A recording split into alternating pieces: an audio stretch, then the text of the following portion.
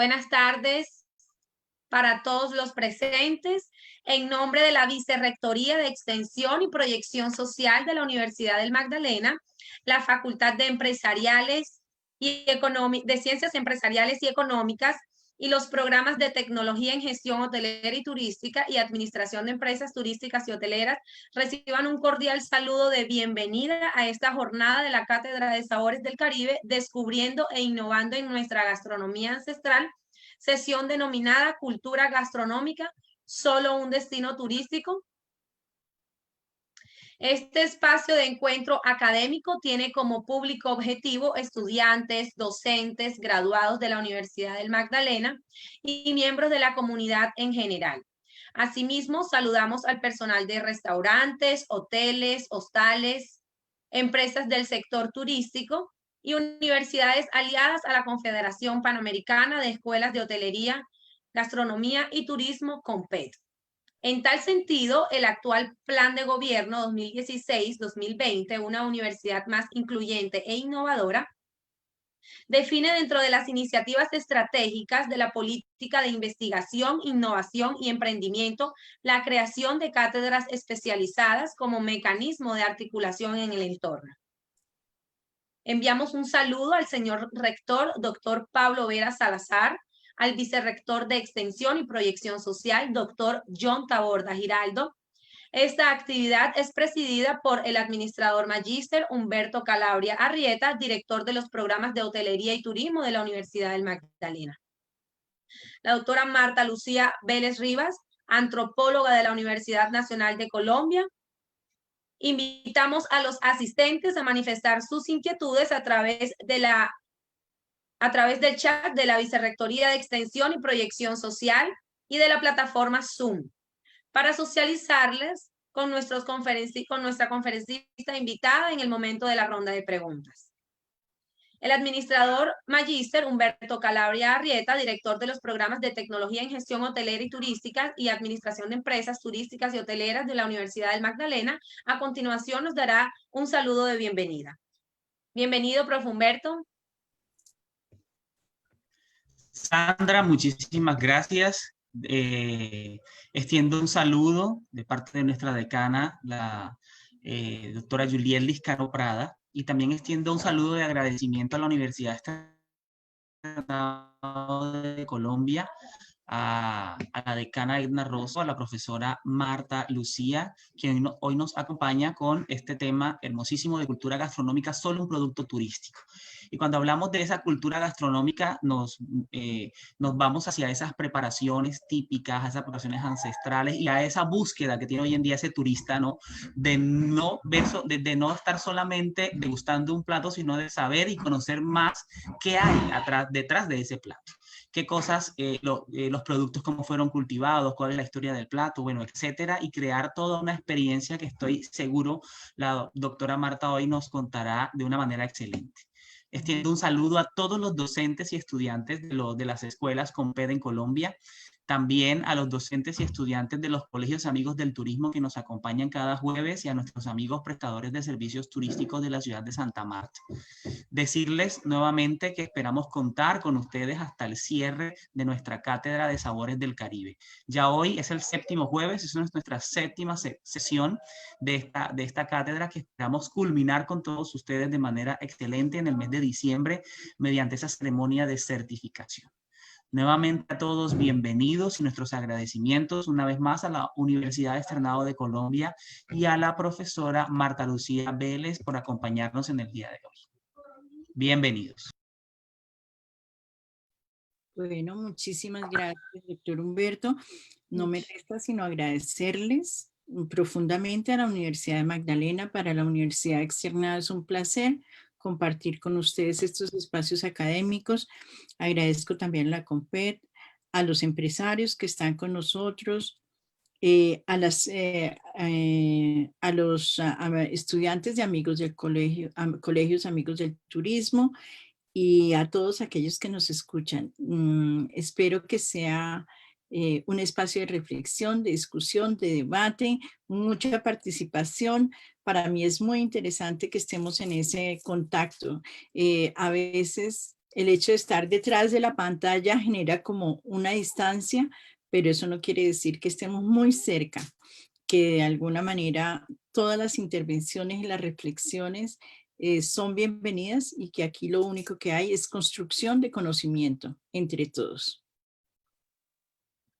Así es, doctora Marta, muchísimas gracias. Termino su presentación y puede continuar. En este espacio académico denominado Cátedra de Sabores del Caribe, descubriendo e innovando en nuestra gastronomía ancestral, sesión denominada Cultura Gastronómica, solo un destino turístico. Escucharemos la conferencia dirigida por la doctora Marta Lucía Vélez Rivas, antropóloga de la Universidad Nacional de Colombia, candidata a doctora en estudios sociales en la Universidad Externado de Colombia, es docente e investigadora. Pertenece al grupo de investigación de turismo y sociedad en la Facultad de Administración de Empresas Turísticas y Hoteleras de la Universidad Externado de Colombia. Bienvenida una vez más, doctora Marta, y puede continuar con su intervención. Bueno, muy gentil, Sandra, te agradezco muchísimo. Sí, ante todo, digamos que esta intervención es una pregunta que no espero responder y creo que ninguno tenemos, digamos, la respuesta debajo de la manga. Porque muchas veces pensamos cuando estamos en esa relación entre cocinas tradicionales y turismo, siempre se nos viene a la mente es cómo voy a hacer un producto turístico, qué voy a hacer a nivel turístico con la riqueza de las cocinas ancestrales. Y creo que es muy importante, digamos, construir esos productos turísticos y es lo que todos esperamos de alguna manera, todos aquellos que estamos vinculados con el turismo. Pero indudablemente las cocinas tradicionales van mucho más allá de ser un producto turístico. Tal vez ser un producto turístico es la punta del iceberg, es solamente esa parte pequeña que se puede ver o se puede vislumbrar de lo que en realidad son lo que viene detrás, lo que hay detrás de la cultura gastronómica de las cocinas tradicionales. Y es lo que quisiera poner en valor hoy, es lo que quiero compartir con ustedes, esa mirada. Parto de esta reflexión de Gabriel García Márquez en Vivir para contarla. Y ahí vemos el famoso tren de Aracataca. Se supone que este es el trencito de Aracataca. Recuerden que siempre García Márquez contaba que en su infancia escuchaba el tren a las 2 de la tarde llegar a Aracataca y esa era como una marca temporal muy importante cotidiana. Cuando él empieza a narrar Vivir para contarla, que es un recuento de su vida, con todas las, digamos, con todos esos artilugios que él utiliza también para narrar su propia vida entre la ficción, la realidad y demás, cuenta que inicialmente cómo él regresó a Aracataca para vender la casa de su madre, acompañado por su madre, que lo fue a recoger en Barranquilla para ir a vender la casa de su madre, o sea, de sus abuelos. Realmente ese fue un momento fundamental para la vida de Gabo, porque según él narra, fue el momento en que él decidió por fin ser escritor, dejar completamente los estudios y dedicarse a la escritura. Cuando él llega a Aracataca, antes de llegar a su casa, se encuentran con unos vecinos que eran muy amigos y estos vecinos le brindan una sopa y él en un párrafo muy lindo, me parece a mí, describe esta sensación. Dice, desde que probé la sopa, tuve la sensación de que todo un mundo adormecido despertaba en mi memoria. Sabores que habían sido míos en la niñez y que había perdido desde que me fui del pueblo, reaparecían intactos con cada cucharada y me apretaban el corazón. Siento que ahí resume muy bien lo que significa la cocina. La cocina es un sentimiento, es memoria, es tradición, es una serie de elementos a veces indescriptibles para un ser humano. Cada cucharada para él representaba, digamos, ese espacio de la memoria dado por los olores, los aromas, los sabores y demás de una sopa. Creo que esta imagen les es familiar. ¿Sí? ¿O no la reconocen? Imposible que no. Es una de las tantas formas que puede tomar el cayeye cienaguero. Acá lo vemos ya, pues como muy exotizado, vemos los ingredientes particulares y vemos una serie de variaciones de ese cayeye. ¿Y qué les trae a ustedes a la mente el cayeye? ¿Alguien que quiera decir algo sobre el cayeye?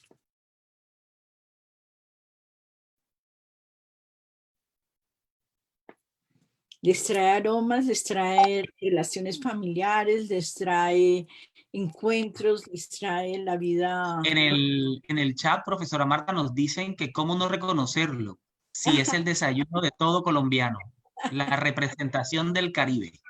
Exactamente, eso era lo que quería sentir, esa emoción de ustedes con algo que uno se emociona con algo que lo identifica, con algo que tiene sus aromas, que tiene sus encuentros cotidianos, que tiene su familia, que tiene pues aquello que amamos. Y esa es la cocina tradicional. Pensemos que hoy Colombia vive un momento muy importante en relación con las cocinas. Hay una serie de reconocimientos que son indiscutibles, digamos, y que no nos sorprenden porque ha habido un camino detrás para poder llegar a estos reconocimientos. Por ejemplo, como Colombia como mejor destino culinario de Sudamérica en 2020. Es una reciente nominación y que se ganó este premio Colombia por encima de Perú, que ustedes saben que Perú es el país que en Sudamérica pues tiene un auge culinario importantísimo. Así lo registró la noticia El Tiempo. Colombia desbancó a Perú como destino culinario líder en Sudamérica. Pues tenemos reconocimientos importantes como la cocinera de la costa atlántica, Leonor Espinosa, que obtuvo el Chef Choice Award en 2020 entre los 50 mejores restaurantes. Está calificado el restaurante de ellas entre los 50 mejores restaurantes del mundo. Pensemos que también hay otros reconocimientos como mejores restaurantes de Latinoamérica. Particularmente entre los 10 primeros está el de Leonor Espinosa como número 8 y otro en Bogotá que se llama El Chato. Los dos están en Bogotá. El Chato es mucho más cocina, digamos, del interior bogotana, pero Leo tiene, digamos, una variedad de cocinas impresionantes. Tenemos este otro reconocimiento que se hizo también con Celele. No sé si ustedes conocen, este es un restaurante nuevo en Cartagena que tiene en este momento el reconocimiento de échenle ojo a este lugar. Este lugar es una propuesta prometedora del continente. Es decir, este par de chefs, Sebastián Pinzón y Jaime Rodríguez, empezaron a investigar sobre la cocina caribeña y desarrollaron, digamos, una propuesta muy interesante en Cartagena, que le dieron un nombre bien particular porque Celele tiene muchas acepciones, como ustedes deben conocer muy bien. Entonces, realmente digamos que es como una puesta en valor de los olores, de los sabores, de las frutas, de las semillas, de la variedad, por ejemplo, de frijoles que hay en el Caribe, etcétera. Digamos que estamos siendo visibles al mundo y estamos siendo visibles en Latinoamérica por las propuestas que hay a nivel de cocina. Hay cantidad de festivales y congresos en Colombia en relación con la cocina. Solamente quiero poner de relieve aquí Sabor Barranquilla, por ser, digamos, de la costa Caribe, pero aparte de ese, pues están todos los festivales de comida, por ejemplo, que hay en Cartagena y a lo largo de la costa, con propuestas muy interesantes, pero quiero decir que en todo caso, en el país se está moviendo desde hace varios años todo el tema de la cocina y de la gastronomía con muchísima intensidad. Realmente estamos poniendo en valor nuestras cocinas tradicionales, nuestras cocineras tradicionales y nuestros cocineros tradicionales, nuestras técnicas culinarias, nuestros productos que estaban un poquito invisibilizados. Pues llevamos 500 años en que infortunadamente se nos había dicho que lo nuestro no tenía valor y por fin comprendemos el gran valor de nuestros aromas, de nuestros productos, de las técnicas de cocción, de todos esos saberes ancestrales. Cualquier plato que tenemos, como el cayeye, cuando vemos el plátano, encontramos la gran historia que hay detrás, desde la llegada del plátano, a atravesar los océanos, desde la domesticación del plátano, si vamos más atrás. Entonces, cada vez que comemos un cayeye o que comemos cualquiera de los productos cotidianos que saboreamos, hay una gran historia, una tradición, hay una serie de elementos que llegan a nosotros con cada uno de estos productos. Bueno, este es un evento que se dio en 2019, Bogotá-Madrid Fusión, donde vemos que también hay un reconocimiento, en este caso a un antropólogo que es Julián Estrada Ochoa, investigador de la cocina y que tiene también restaurante, y por ejemplo a una chef revelación, Miguel Warren, del restaurante Barcal en Medellín. Entonces, digamos que vemos cómo está pues muy activa la situación, todo lo relacionado con las cocinas. Pero como hemos dicho, que la cultura gastronómica va más allá de ser un producto turístico. ¿Qué será ese más allá? Entonces, en ese sentido, los invito a que veamos la serie de complejidades que alberga la cocina, la serie de elementos a la reflexión a la que nos suscita la cocina. Entonces, para ello, digamos que quisiera presentar básicamente 4 temas hoy. Uno, sobre el sistema alimentario, de acuerdo con la FAO. ¿Qué significa ese sistema alimentario? ¿Cómo se concibe el sistema culinario? Y allí tenemos pues como ese complejo entramado que nos muestra Mincultura. Y cómo de allí se desprende una serie de elementos que muchas veces dejamos invisibilizados, pero que es lo que hace posible la cocina, y son los derechos, la seguridad y la soberanía alimentaria. Luego abordaremos de manera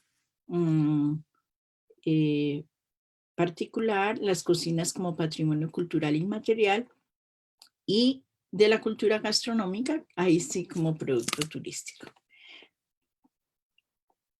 Cuando tengan preguntas, no duden en hacerlas, por favor.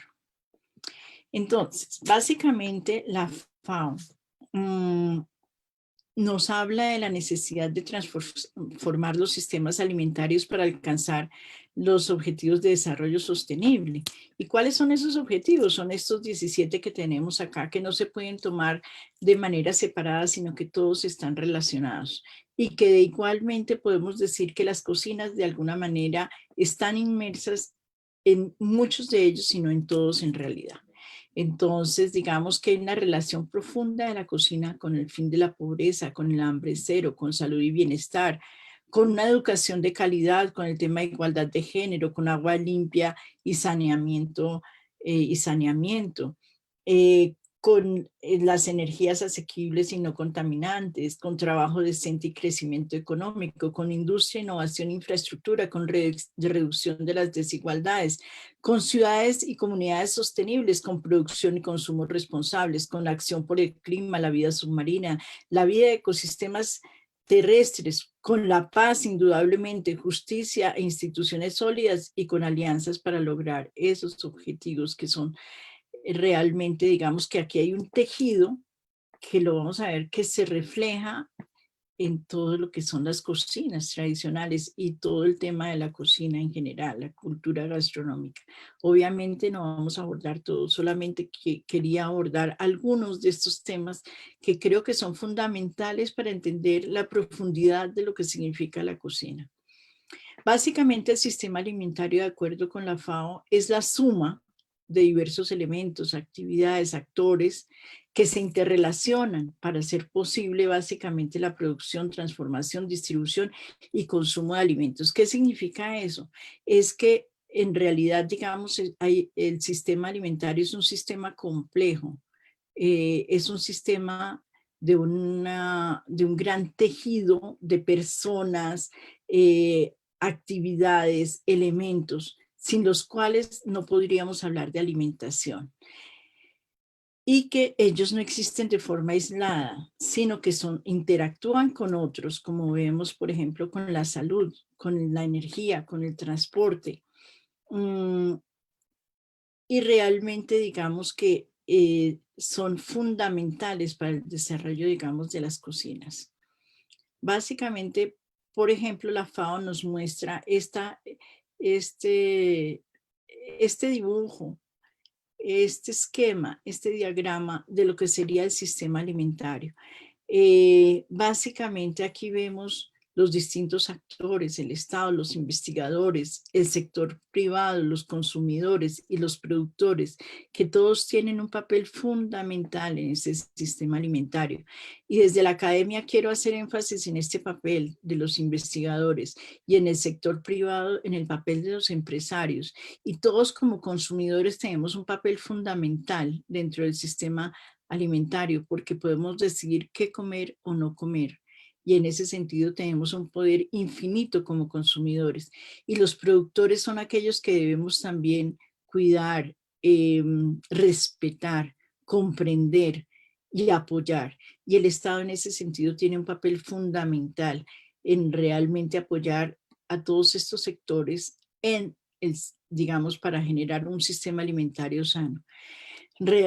El sistema nos muestra pues los recursos naturales, cómo se transforman para poder llegar a tener alimentos sanos y nutritivos, cómo los servicios ambientales pueden apoyarnos para mejorar los medios de vida, cómo de alguna manera esas regulaciones sobre sanidad e inocuidad en los alimentos y esas regulaciones de funcionamiento de los mercados es un papel del Estado y que realmente, digamos, es lo que puede garantizar gran parte de que este sistema alimentario funcione.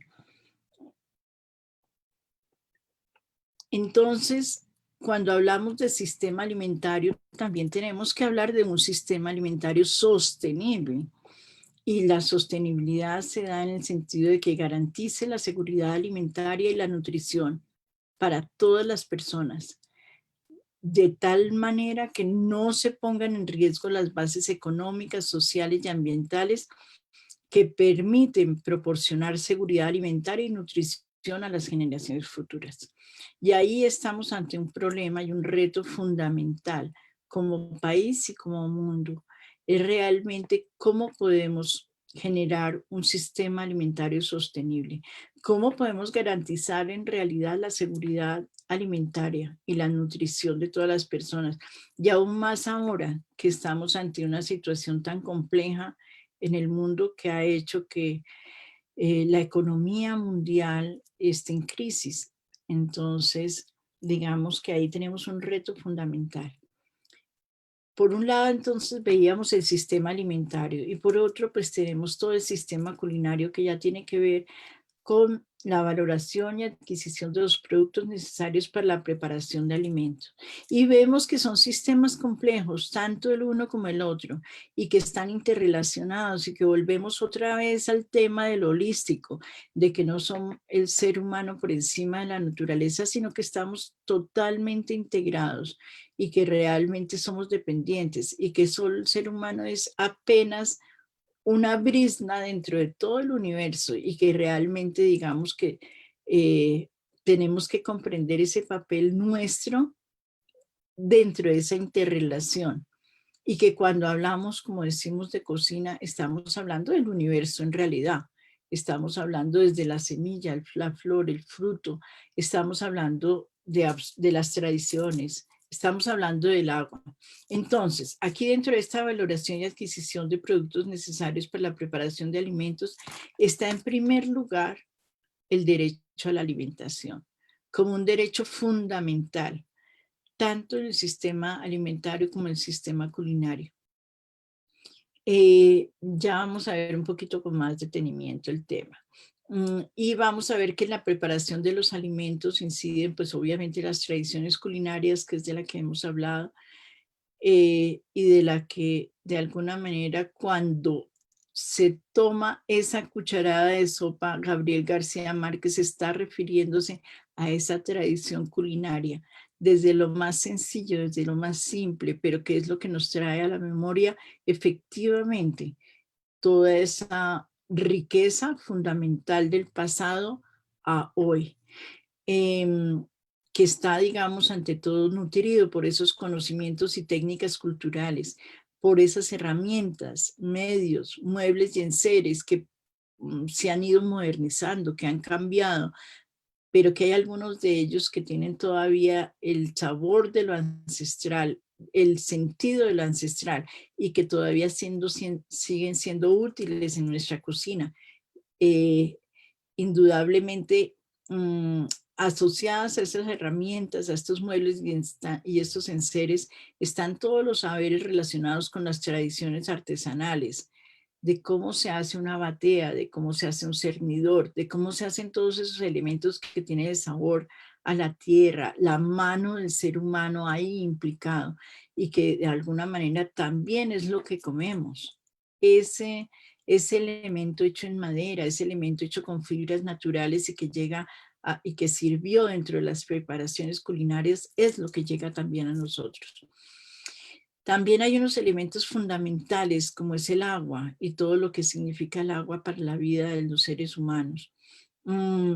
La organización y la disposición de la cocina en el hábitat, porque pensemos que para cada sociedad esa disposición y esa organización de la cocina es particular, es diferente, es única. Pensemos, por ejemplo, que por decir algo, para las comunidades indígenas del Amazonas, por poner un ejemplo distinto al del Caribe, vamos a encontrar que parte de donde se hace su casabe o su mañoco, en el tiesto donde se hace, es un lugar particular de la Maloca, que tiene que está organizado de tal manera que está dentro del espacio llamado el espacio femenino de la Maloca, frente al espacio masculino, que es el espacio de ciertos rituales particulares, como el mambeo de la coca. Entonces, esa organización y disposición de la cocina en el hábitat es cultural también. Si nos vamos a otro continente, por ejemplo, en el caso de la ceremonia del té, el espacio del lugar de la ceremonia del té, tradicionalmente había un espacio para la ceremonia del té, y es un lugar con unas características particulares, desde la entrada, que es con una puerta pequeña que simula que lo que quiere transmitir ante todo es la humildad de aquel que llega, que tiene que llegar agachándose a este espacio para poder ingresar y poder empezar la ceremonia del té. Entonces, digamos que los espacios también nos hablan de la cultura, nos hablan de las relaciones sociales, nos hablan de la relación con los elementos que vamos a probar, que vamos a encontrar.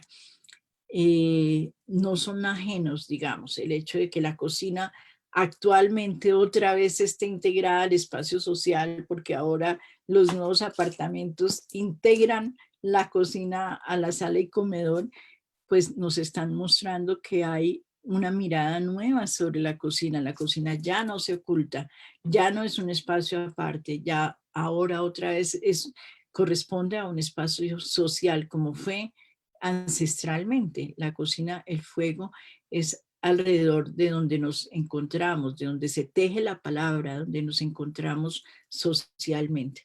Entonces, digamos que el sistema culinario nos habla de la importancia de la organización y disposición de la cocina en el hábitat.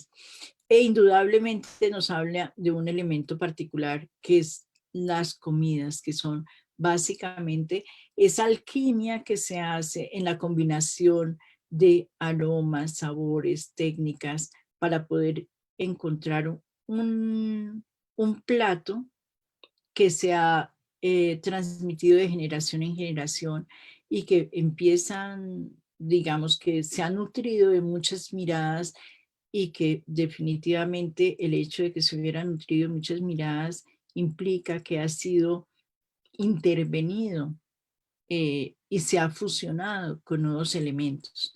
Entonces, pero que lo que nos muestra ahí es que es toda esta inmensa interacción de elementos es lo que nos permite que lleguemos a este punto de la preparación de la comida, en el cual, digamos, hay un elemento particular que es el consumo de alimentos de acuerdo con hábitos y reglas de consumo.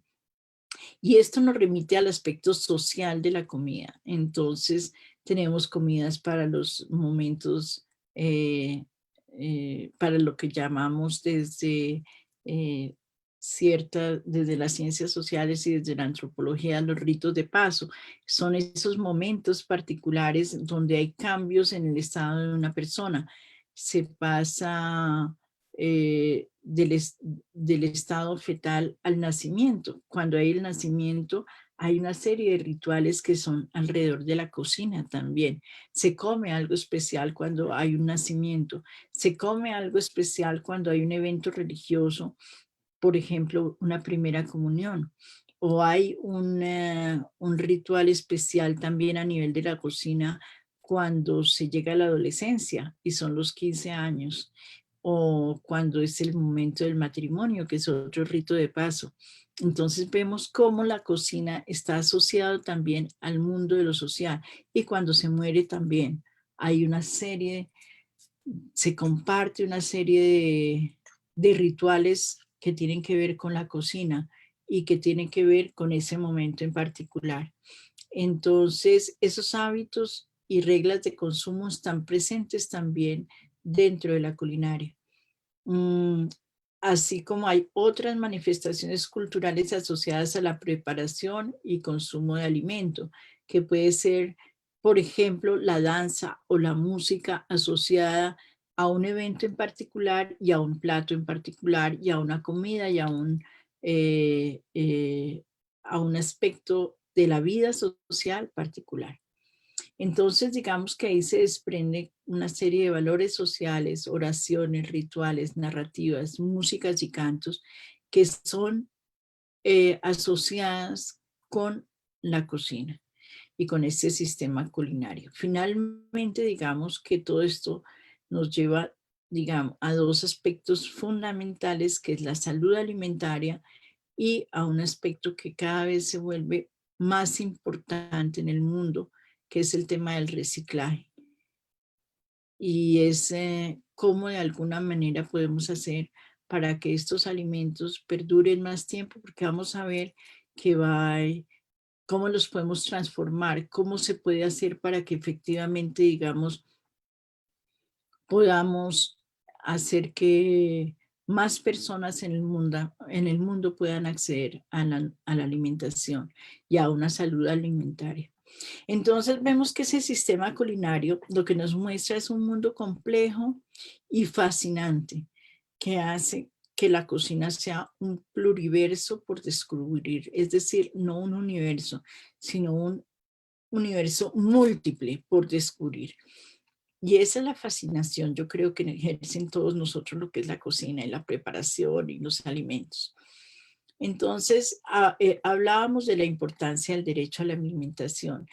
Por lo consiguiente, digamos que me va a remitir al tema de los derechos, la seguridad y la soberanía alimentaria. En ese sentido, digamos, hay un pacto internacional de derechos económicos, sociales y culturales que entró en vigor el 3 de enero del 76 y que nos habla, digamos, de el derecho a la alimentación. ¿Y qué es ese derecho? Es básicamente, es algo que nos parece simple, sencillo, sin embargo es vital y creemos que es algo obvio, pero no es obvio. El derecho a la alimentación es esencial para una vida digna y es vital para la realización de muchos derechos, como el derecho a la salud y a la vida. Si no tenemos una buena alimentación, no tenemos salud y por lo consiguiente se quiebra la vida. La alimentación es importante no solo para sobrevivir, sino también para el pleno desarrollo de las capacidades físicas y mentales. Por lo consiguiente, digamos que los estados tienen una obligación. Cuando firmaron este pacto, estaban firmando que realmente estaban de acuerdo con que estaban obligados a desarrollar individualmente y mediante cooperación internacional una serie de medidas para la producción, conservación y distribución de los alimentos, porque es deber del Estado velar porque todas las personas sean capaces de acceder a alimentos suficientes para estar protegidas contra el hambre y la desnutrición. Hay otro tema muy importante que no es solamente el de los derechos, sino el de la seguridad alimentaria, que lo que nos habla es de la sostenibilidad del acceso a los alimentos para las generaciones presentes y futuras. Y en ese sentido, digamos que por eso deberíamos velar por un sistema alimentario sostenible en realidad, porque es que lo que tendríamos que velar es porque efectivamente, digamos, se genere ese acceso para alimentos, no solamente para nosotros, sino en el futuro. Y en ese sentido también tenemos un deber súper importante, que es velar, por ejemplo, por las semillas, por el reconocimiento, la investigación, el reconocimiento y el salvaguardar lo que son esos saberes que encierra cada semilla. Por cuanto digamos que allí podemos decir que, por ejemplo, a nivel de productos alimenticios americanos como la yuca o como la papa, había cientos de variedades y cada vez encontramos menos variedades y cada vez encontramos que hay semillas que se han perdido y que hay una imposición muchas veces para sembrar cierto tipo de semillas certificadas y los saberes ancestrales se están perdiendo con la pérdida de esas semillas. Por lo consiguiente, digamos que allí tenemos toda una tarea porque realmente todos los países deberían velar porque haya seguridad alimentaria. Y en ese sentido también está en no sustituir cultivos que son vitales para las sociedades por cultivos que definitivamente digamos que van a servir, por ejemplo, como insumo solamente para combustibles, por ejemplo. Entonces ahí hay una gran problemática en el mundo que tiene que ver con la seguridad alimentaria. Por otro lado, también está el tema de la soberanía alimentaria. Y la soberanía alimentaria es maravillosa porque es que aquí lo que se plantea es el derecho de todo pueblo a definir sus propios sistemas alimentarios. Es decir, qué cultivar, dónde cultivar, cómo cultivar y de alguna manera después cómo preparar. Entonces, digamos que definir esos sistemas alimentarios y agrícolas y defenderlos de, digamos, esa tradición que hay de esos sistemas alimentarios es es fundamental para la pervivencia misma de esos cultivos, para la pervivencia misma de estas sociedades. Entonces, el Comité de Derechos Económicos, Sociales y Culturales de la ONU proporcionó una orientación detallada a los estados respecto a sus obligaciones de respetar, proteger y realizar el derecho de una alimentación adecuada. En ese sentido, digamos que ese derecho incluye 4 características esenciales que son la adecuación, es decir, que ese alimento esté disponible para el consumo y que debe ser apropiado en el contexto social, económico, cultural y medioambiental prevalente. Es decir, que, por decir algo, si para nosotros no estamos familiarizados culturalmente con un alimento, no sería adecuado ese alimento para nosotros. Por decir algo, por ejemplo, en el Amazonas, comunidades indígenas comen una serie de alimentos que nosotros no comemos y que para ellos sí tienen un valor cultural importante, pero ese alimento no podría ser adecuado, digamos, culturalmente, no porque no se pueda comer, sino que culturalmente no sería adecuado para otras sociedades. Por ejemplo, el mojojoy, o por ejemplo, el mico, por decir algo. También, digamos, otra de las características es la disponibilidad. Es decir, que toda persona debería tener suficiente comida de calidad y que las dietas deben contener una mezcla de nutrientes necesarios para una vida sana. Los alimentos deben estar libres de sustancias nocivas y ser culturalmente apropiados. Esas son otra de las características. Otra sería la accesibilidad, es decir,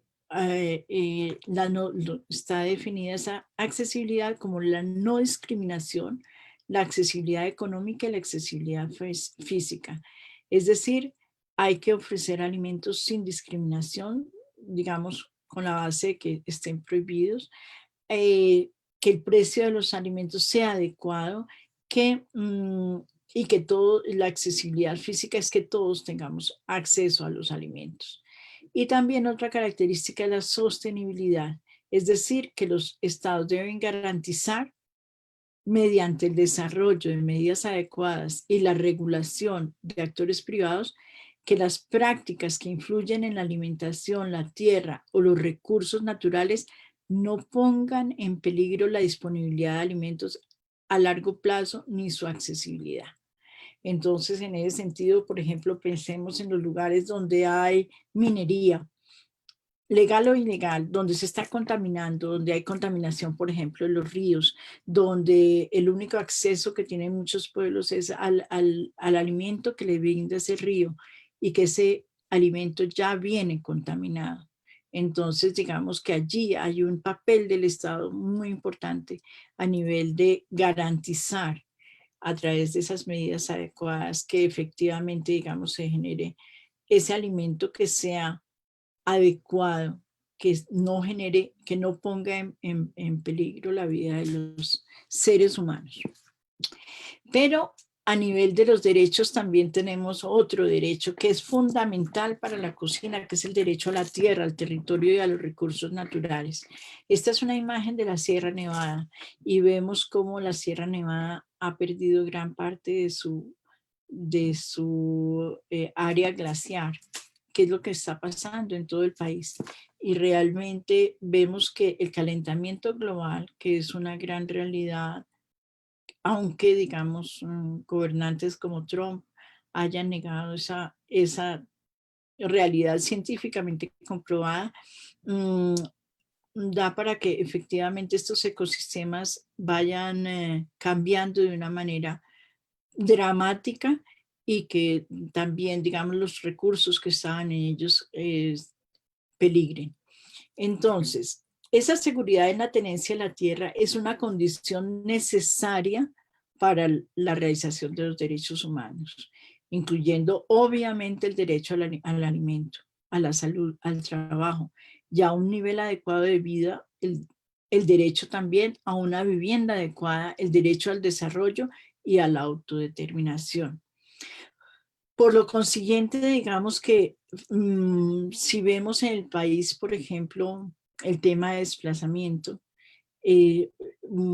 podemos ver que, digamos, está afectando la seguridad alimentaria también, está afectando la vida de una gran parte de la población y el derecho a la alimentación y por lo consiguiente a la salud y al trabajo, indudablemente.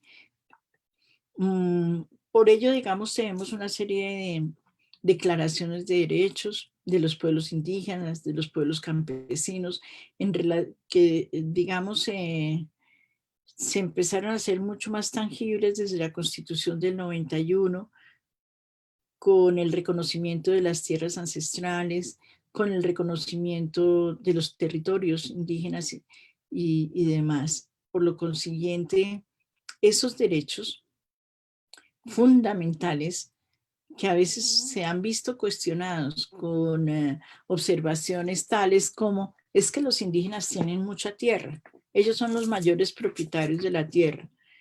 ¿Cuánta de esa tierra es cultivable? ¿Cuánto requieren ellos para poder sobrevivir a nivel de alimentación? ¿Cuánto a nivel de cacería, de pesca y demás? Por lo consiguiente, pensemos que nosotros somos los que estamos ocupando sus tierras ancestrales y que más bien los que deberíamos pedir permiso para estar aquí somos nosotros. Los advenedizos somos nosotros, no los pueblos originarios. Entonces, digamos que hay una serie de declaraciones de los derechos que tienen que ver con el derecho a la tierra, a la tenencia de la tierra, con el derecho a los sistemas alimentarios ancestrales, al conocimiento de sus semillas y de sus preparaciones, al derecho a la transmisión de esos saberes por parte de los pueblos indígenas y también la Declaración de los Derechos de las Campesinas y Campesinos que van en ese mismo camino. Pensemos efectivamente, digamos, en los millones de campesinos y campesinas que han sido forzados a abandonar sus tierras de cultivo debido, digamos, a la usurpación de tierra, propiciada ante todo por políticas nacionales o por fuerzas militares, o en algunos casos, digamos, por todo lo que se ha presentado el conflicto armado en el país. También digamos que el desarrollo de industrias, minas, grandes proyectos de infraestructura, centros turísticos, zonas económicas especiales, supermercados, plantaciones para cultivos comerciales, todo ello ha generado, digamos, el desplazamiento de millones de campesinos y campesinas en nuestro país y en el mundo también. Digamos que infortunadamente no es solo problema nuestro.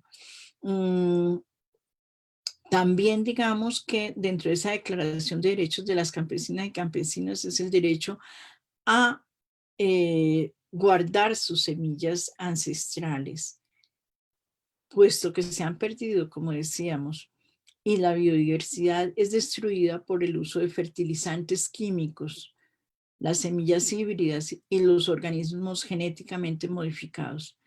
Y vemos que muchas de las políticas neoliberales empeoran las violaciones de derechos de las campesinas y campesinos. Y que realmente, digamos, infortunadamente, esas políticas neoliberales son fomentadas por organizaciones como la Organización Mundial del Comercio, los Acuerdos de Libre Comercio, y que realmente inciden en ese bienestar de nuestros campesinos y campesinas.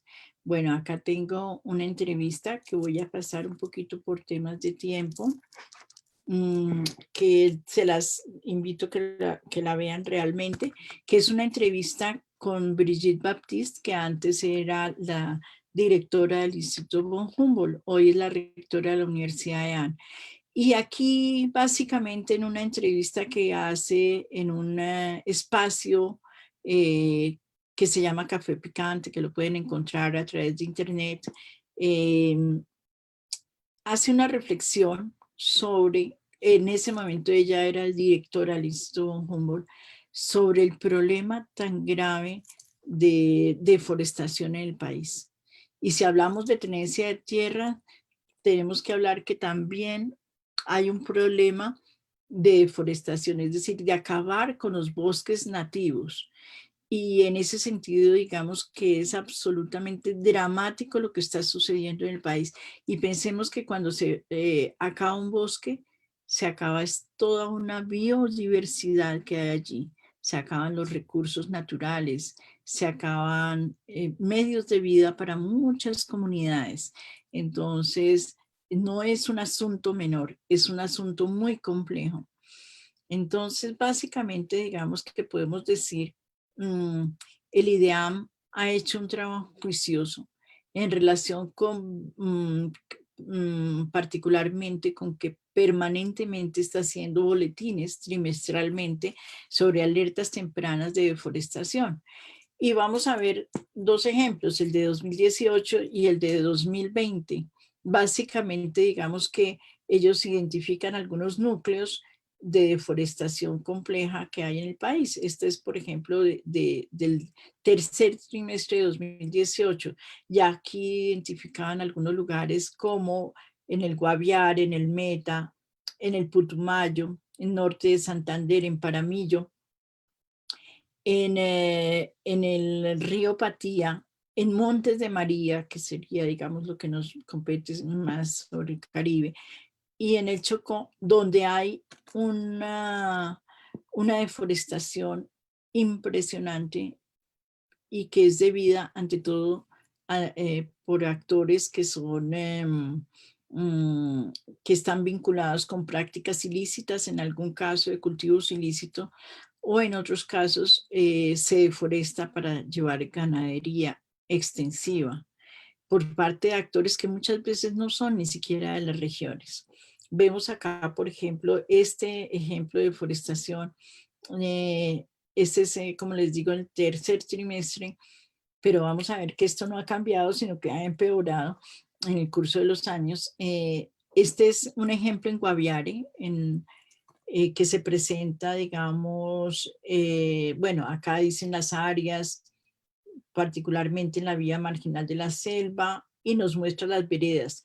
Y lo que quiero mostrarse ante todo las causas de deforestación que se relacionan principalmente con la apropiación de tierras y el establecimiento de actividades ganaderas.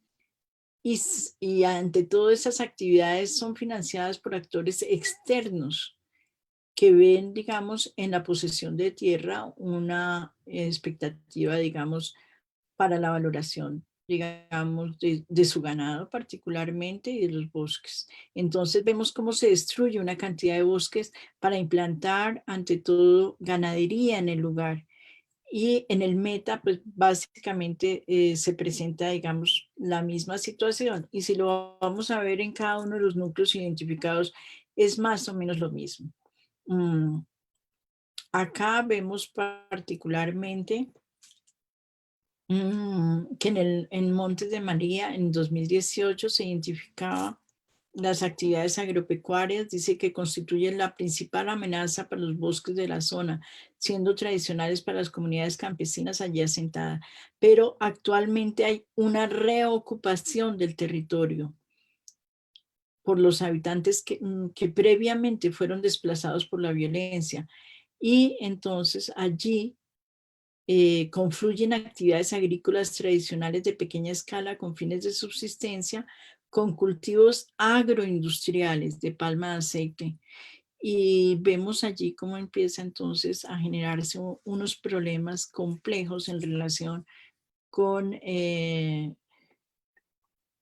toda la conservación del bosque. Esta es un panorama de deforestación del primer trimestre del 2020 y vemos también que hay más o menos los mismos núcleos que se repiten. Acá no aparecen Montes de María, pero por ejemplo aparece otra vez el Guaviare y realmente en esa entrevista que les cuento que es de Brigitte, ella dice, y esa entrevista ya tiene más de un año en realidad, y en esa entrevista ella dice, es que desde el IDEAM casi que uno puede ver cómo día a día van deforestando, se va cayendo bosque y se van ganando una cantidad de bosque, ante todo, para también como dice acá, ya para la ampliación o apertura de vidas no planificadas.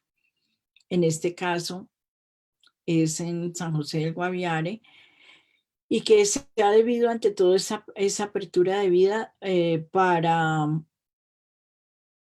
con fines de, pues, para comercializar lo que se dio en un momento determinado, que son malas prácticas de ganadería extensiva que se están dando en la región y que, como vimos, son por actores que muchas veces no son de la región, sino que vienen de otras regiones ganaderas y llegan allí a hacer deforestación de tal manera que tienen ganado subsidiado en terrenos que son gratuitos y el negocio se vuelve redondo. ¿Pero a costa de qué? A costa de acabar el bosque. Y eso implica, digamos, un problema de soberanía alimentaria también para las poblaciones que están allí.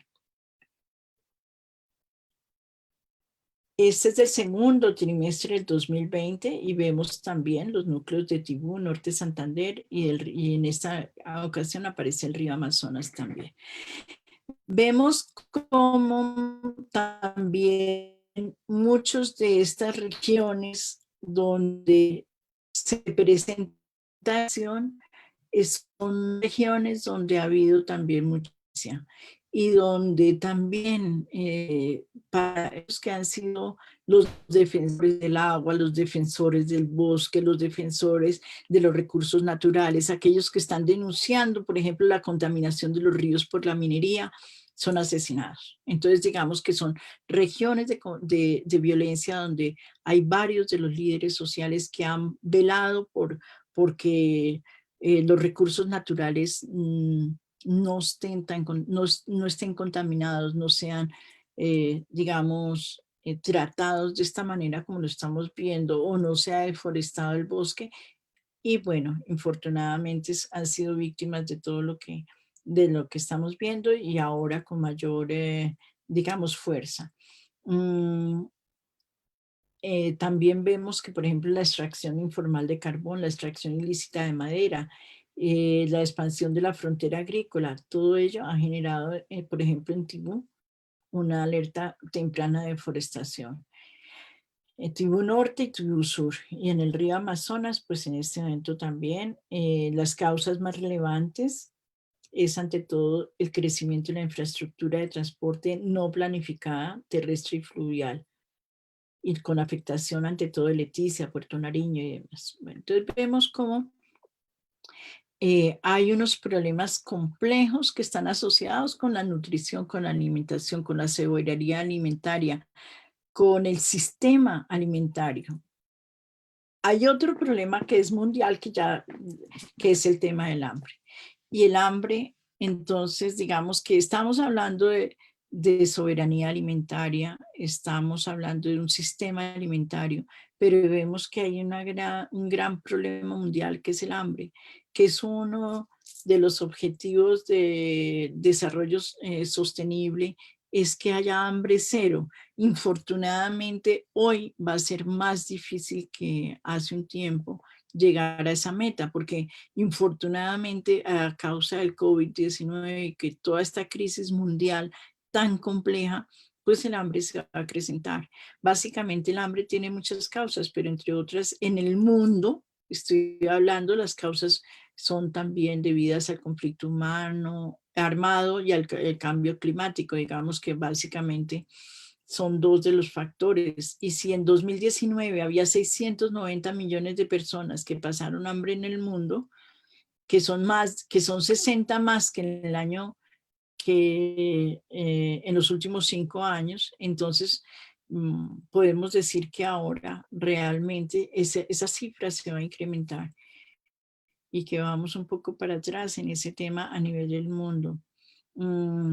Entonces, básicamente en América Latina y el Caribe se dice que es la región del mundo donde la inseguridad alimentaria está aumentando con más rapidez y que hay más o menos 47.7 millones de personas en América Latina con hambre. Imagínense, lo que equivale a un 7.4% del total de habitantes, pero esa cifra tiende a acrecentarse muchísimo. También se dice que en América Latina y el Caribe es la región con el costo más alto para acceder a una dieta saludable, con un valor promedio de $3.98 por día, lo cual significa que es 3.3 veces más alto esta cifra de lo que una persona bajo la línea de pobreza puede gastar en alimentos. Pensemos entonces en ese desfase. Pensemos que lo que estamos hablando es de una dieta saludable, que se puede acceder más o menos con un promedio de $3.98 al día. Y si las personas no tienen, digamos, la capacidad para poder recibir un alimento nutritivo, una dieta saludable, entonces podemos pensar que realmente el futuro pues no es muy halagüeño en ese sentido. Se dice, según la Organización de las Naciones Unidas para la Alimentación y la Agricultura, FAO, que para finales de 2020 el COVID-19 podría empujar a entre 80 y 130 millones de personas más al hambre en todo el mundo. Entonces, a esa cifra que teníamos, tenemos que adicionarle esto.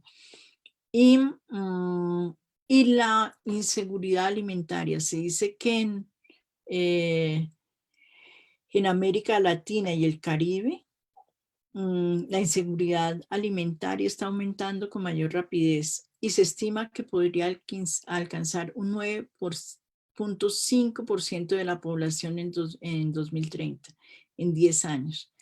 Bueno, veo que hay alguien que había levantado la mano, me parece. Si quieren intervenir.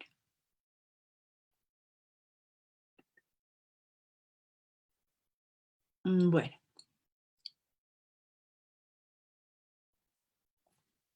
Acá vemos unos datos que me parece que son importantes, que en relación también, vemos que hay hambre en el mundo, pero por otro lado hay un gran desperdicio de alimentos y eso pues nos tiene que llamar la atención en nuestro papel como, digamos, los estudiantes que se están formando en este evento, en administración de empresas turísticas y hoteleras, aquellos que están trabajando todo el tema de tecnología de alimentos, nuestros empresarios de alimentos y bebidas, para sensibilizarnos sobre qué hacemos para que no haya tanto desperdicio en nuestro quehacer cotidiano. Estas son cifras mundiales y vemos que acá se dice que la fuente también es la FAO, y lo presenta de esta manera la FAO, es decir, que las cifras presentes en esta infografía deberían producirnos vergüenza, porque los consumidores también somos culpables de una gran parte de la comida que acaba en la basura.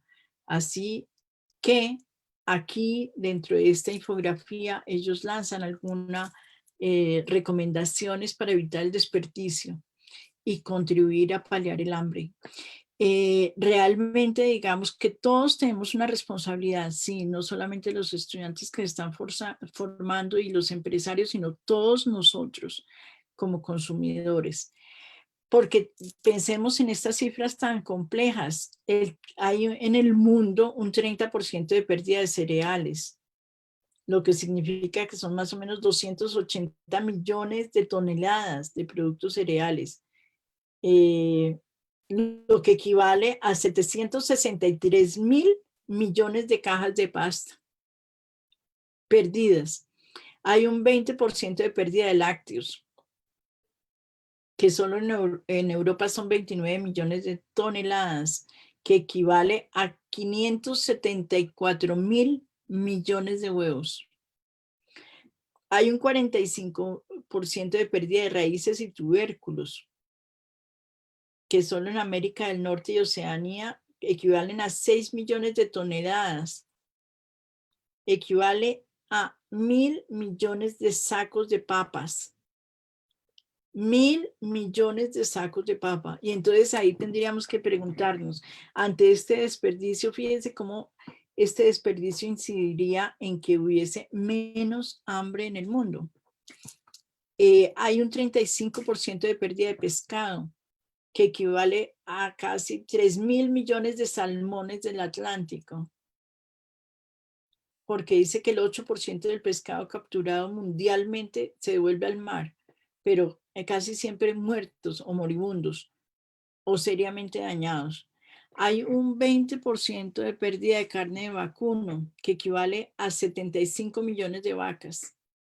Hay un 22% de pérdidas de legumbres y oleaginosas, lo que equivale a las aceitunas necesarias para producir aceite capaz para llenar 11.000 piscinas olímpicas. Y hay un 45% de pérdidas de frutas y hortalizas, lo que equivale a 3.7 billones de manzanas, Creo que todo esto nos hace pensar un poquito en el sistema alimentario y qué es lo que está pasando. Por otro lado, digamos que voy a pasar un poquito más rápido por temas de tiempo. Digamos que tenemos también problemas a nivel del agua. Tenemos, para que podamos establecer también un diálogo entre nosotros, que me gustaría mucho. Digamos que tenemos zonas del país pues donde no se reparte equitativamente el agua, tenemos zonas extremadamente áridas frente a zonas extremadamente húmedas.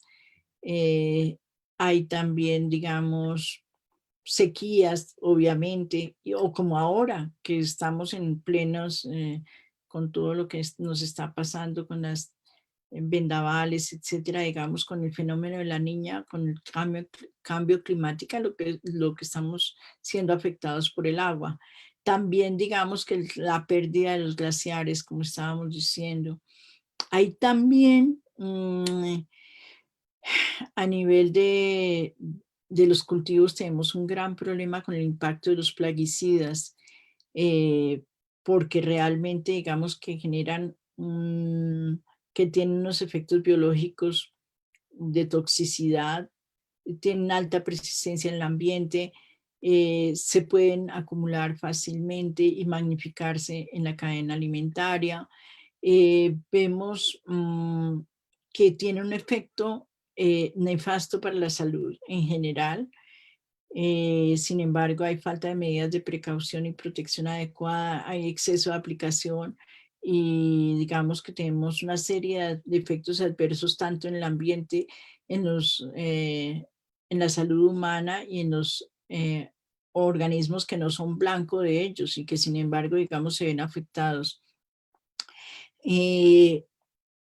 Hay, digamos, acá este es un recuento de cómo ha sido la contaminación ambiental por décadas, digamos, a partir del uso de los plaguicidas y qué es lo que en realidad, digamos, el porcentaje de usos de plaguicidas por grupo químico, de acuerdo con los departamentos. Entonces tenemos una serie de fenómenos complejos en ese sentido, digamos, el uso de agua también por sectores, por departamento. Hay una serie de datos que son muy interesantes y también el requerimiento de agua de acuerdo con el tipo de cultivos. Entonces, ¿cuáles son los cultivos que generan, digamos, mayor demanda de agua? Por ejemplo, vemos que en el Valle del Cauca la demanda mayor es la caña de azúcar, que demanda digamos que es uno de los que es el que mayor demanda agua, digamos, en el Valle del Cauca. Pensemos que en Córdoba, por ejemplo, un gran porcentaje del tema del agua es el plátano, en Casanare, la palma, y que de acuerdo, y en el Cesar, por ejemplo, tenemos la palma también como un cultivo que demanda muchísima agua. Entonces, estamos viendo para dónde se nos está yendo el agua también.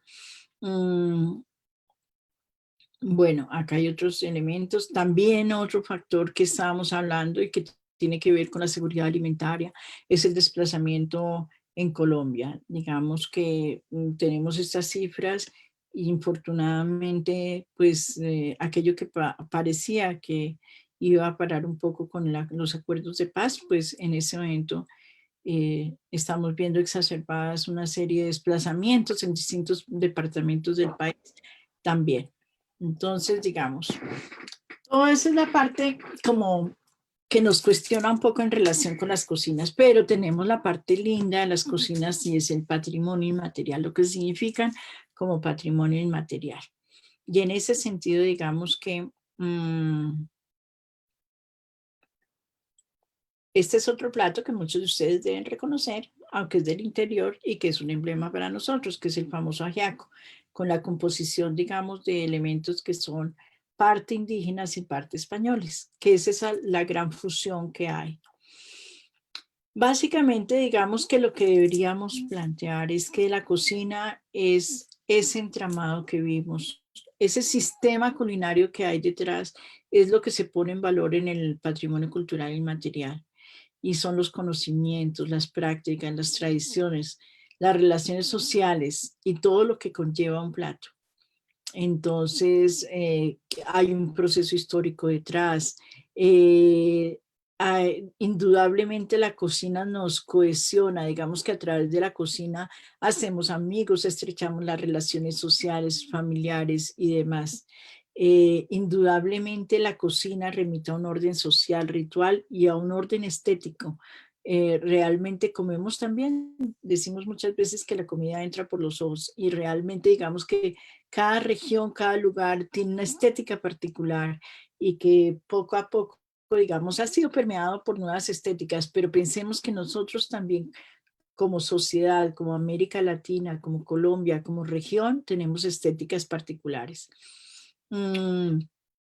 La Convención para la Salvaguarda del Patrimonio Cultural Inmaterial, que es una gran convención que se dio en 2003, y gran ¿por qué? Porque por fin UNESCO reconoce la importancia del patrimonio inmaterial, pueblos como nosotros que no teníamos grandes acervos de cultura material tan imponentes como seguramente, o digamos de otro tipo, diría yo, porque cuando yo veo Chiribiquete con 20.000 años, pienso si esta que ha sido llamada la catedral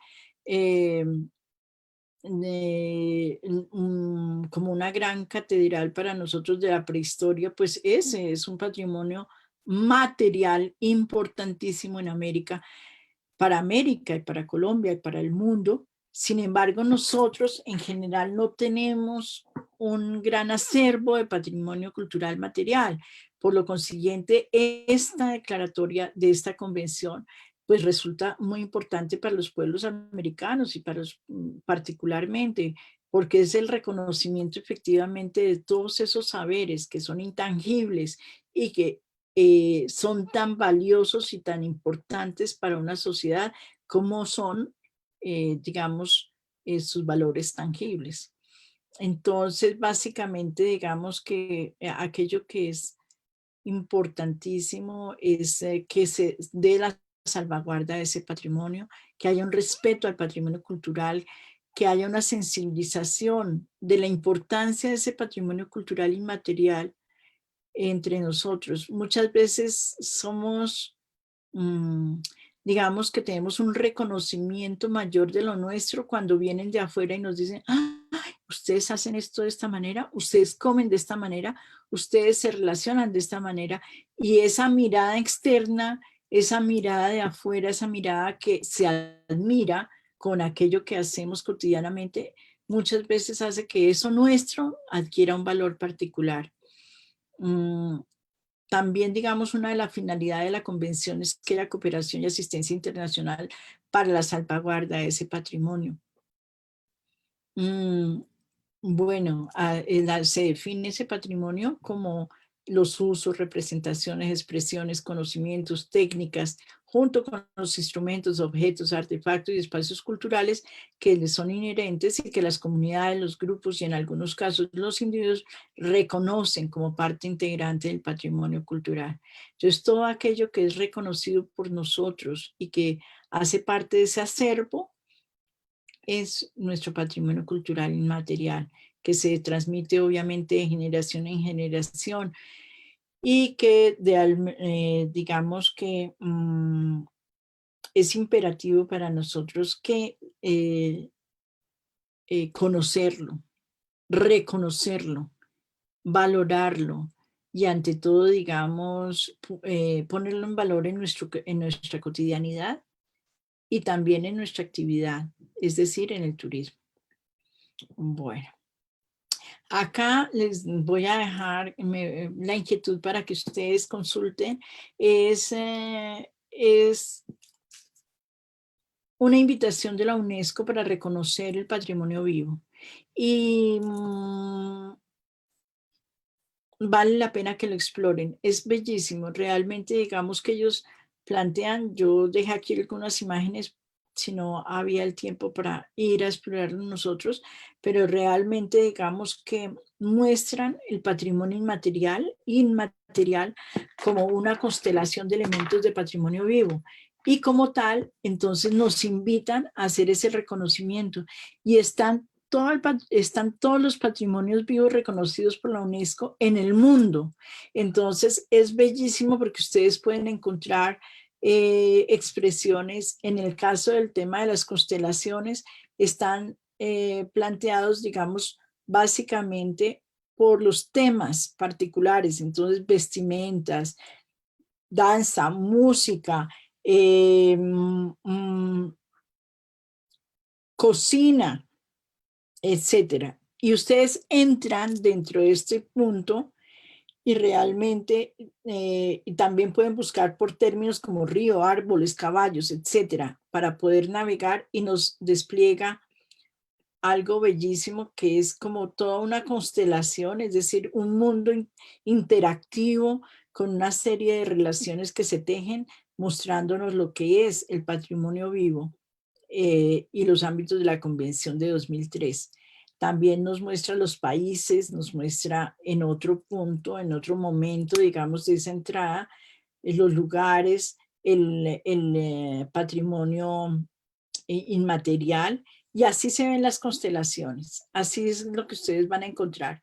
Y hacen clic en cualquiera, todo lo de la cocina está acá de este lado, y ustedes hacen clic en cualquiera y realmente se abre un mundo con todas las explicaciones, la historia, el lugar donde se dan y todo lo demás. Eso es apenas, los dejo allí con esa iniciación porque realmente es una belleza, pero también está clasificado por los biomas. Entonces aquí están los distintos lugares, digamos, referidos dentro de la UNESCO como ambientes particulares, desde las zonas urbanas, pero pasando por las montañas, el mar, los humedales. Y cuando ustedes hacen clic por decir algo en el mar, salen todas las relaciones que hay del patrimonio cultural inmaterial que tiene que ver con el mar. Y es áreas marinas y entonces aquí nos muestra esas relaciones desde las islas, desde el agua y empieza a ser un tejido muy bello. También nos muestra los ámbitos, los 5 ámbitos de la convención con 503 elementos, entonces las técnicas artesanales tradicionales, etcétera. Digamos que los 5 ámbitos de la convención. Y nos muestra también los peligros a los que están sometidos cada uno de estos elementos del patrimonio cultural inmaterial. Y aquí vamos a ver los que están reconocidos por la UNESCO en Colombia también, particularmente, y cuáles son los peligros que tienen en este momento. Bueno, y por fin llegamos a la cocina como producto turístico, porque entonces ya hemos visto todo lo que significa el sistema alimentario, el sistema culinario, los derechos a la alimentación, el derecho a la tenencia de la tierra, lo que significa el hambre en el mundo, lo que significa el desperdicio, lo que significa el tema, bueno, pasamos muy rápido por el tema del agua, pero digamos toda esa serie de complejidades que significa la cocina, los productos, la alimentación, para que efectivamente esa expresión cultural, patrimonial, se convierta en producto turístico.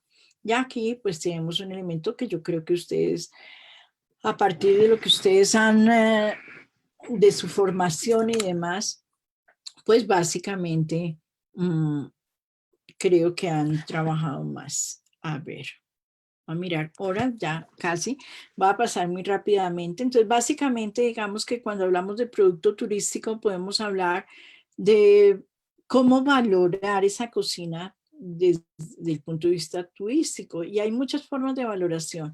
Como veíamos, por ejemplo, al principio con todos estos reconocimientos de cocineros, de cocinas, de todo ese trabajo que se está haciendo a nivel de investigación y reconocimiento de preparaciones, de técnicas, de sabores, podemos ver también que aparte de tener un espacio que sea de experimentación, de investigación y también que sea empresarial, como un restaurante, también digamos que puede haber otras opciones de valoración. Siempre pensemos que las comunidades locales tienen allí un papel fundamental. Primero que todo porque son los sabedores, son las sabedoras y los sabedores los que están allí. Las cocineras y los cocineros tradicionales son los que tienen todo ese gran acervo de conocimiento, son aquellos que aprendieron empíricamente el oficio, que lo aprendieron de su madre, de su abuela, que han conservado esos sabores tradicionales. Y es lo que seguramente tenemos que valorar, por ejemplo, en una ruta turística, entendiendo, digamos, la ruta como básicamente todo ese conjunto de atractivos, actividades y demás que se dan para que efectivamente se pueda desarrollar una temática particular en torno a ella y que realmente digamos que se pueda identificar conjugando toda esa serie de elementos. Eh, Ante todo, una ruta turística puede ser definida como un itinerario, un recorrido temático propio de una comunidad, una ciudad, un pueblo, un área geográfica, y donde, digamos, se conjugan los valores, los atractivos, eh, y todos los, digamos, se conjuga una acción también estatal, gubernamental, una intención de poner valor en una región, de apoyo a sus sabedores y sabedoras. También todo el papel que genera, que es generado por las empresas locales, por aquellos que diseñan la ruta con participación local, que es muy importante. Entonces, también digamos que puede ser un eje vial que conecta dos o más centros emisores y receptores, que contiene además otros atractivos, que no solamente está en torno a la cocina, sino que también está en torno a la artesanía, a la música, a la danza, a muchas otras expresiones culturales y naturales también de la región. Entonces, digamos que se compone de una serie de elementos que están organizados en forma de red dentro de una región y que, digamos, lo que ante todo hace es que el turista que llegue haga un reconocimiento de esa región a través de esa ruta, que pone en valor si es una ruta gastronómica o enológica de los valores propios gastronómicos de una región. Básicamente, digamos que posee una extensión espacio-temporal, es decir, se hace en un tiempo determinado, se hace en un lugar determinado, se utilizan, digamos, unos plazos razonables, unos tiempos mínimos y unos máximos establecidos para el desarrollo de esa ruta. Integra, digamos, productos, servicios y que responde ante todo a una imagen innovadora y atractiva y también a una serie de imaginarios que se han tejido sobre la región, que es lo que yo reconozco previamente a través de la literatura, del arte, de la música, del cine, como algo que quiero ir, conocer, oler, saborear, degustar, además de conocer a aquellos que lo hacen. Entonces, digamos que todo eso es lo que se plantea, por ejemplo, en el caso de una ruta turística. Básicamente, digamos que son con frecuencia un producto de una agrupación de profesionales, de artesanos, de comerciantes, que se unen ante todo para desarrollar esa ruta. Es muy importante, digamos, un sistema de señalización. Es importante, digamos, el apoyo, no solamente el apoyo, sino que sea con beneficio en lo local. Y que participen personas directamente relacionadas con la actividad. entonces, digamos que cuando hay una ruta turística, la idea es favorecer la movilidad de los turistas. Debe ser, digamos, una motivación para conocer, digamos, todos esos componentes que hay en una región. Debe, digamos, que incluir actividades de alejamiento, alimentación, entretenimiento y demás. Y la idea es fidelizar al turista y fomentar su promoción a través del voz a voz y también de todos los medios. Hoy en las redes es lo más importante y es lo que genera, digamos, ese reconocimiento de un lugar. Y es lo que crea imaginarios también. Es decir, cuando un turista va a un lugar y se siente atraído y llega a su blog de viajeros y muestra todo aquello que que le enseñó el lugar, que motiva al otro y empieza a generar una serie de imaginarios sobre el lugar que hacen soñar a aquellos que no han ido, que hacen desear a aquellos ese lugar, ese momento y esa experiencia tan particular que tiene, en este caso, que pasa por los sentidos y por la vista, por el tacto, por el oído, por todos los sentidos. En realidad la cocina, digamos que nos inspira con todos los sentidos. Bueno, una ruta lo que tiene interesante es que tiene mayor capacidad de atracción generalmente, que se puede, digamos, promover el turismo o la gastronomía. Básicamente, digamos que nosotros tenemos tanta variedad de frutas, verduras, preparaciones tan importantes, sopas, amasijos. Veía, por ejemplo, que en el caso de Celere, toda la investigación que han hecho y han recreado de nuevo esos platos, hablaba de la cantidad de frijoles, por ejemplo, reconocidos en el Caribe, de la cantidad de frutas que muchas veces en el interior no conocemos ni siquiera, y mucho menos los extranjeros, de las cuales se puede hacer uso para enamorar en realidad. Bueno, estos son también algunos de los proyectos, digamos, muy exitosos en el mundo, donde se ha puesto en valor no solamente, digamos, en una ruta, sino, por ejemplo, los mercados tradicionales, la plaza de mercado. Las plazas son de un gran atractivo.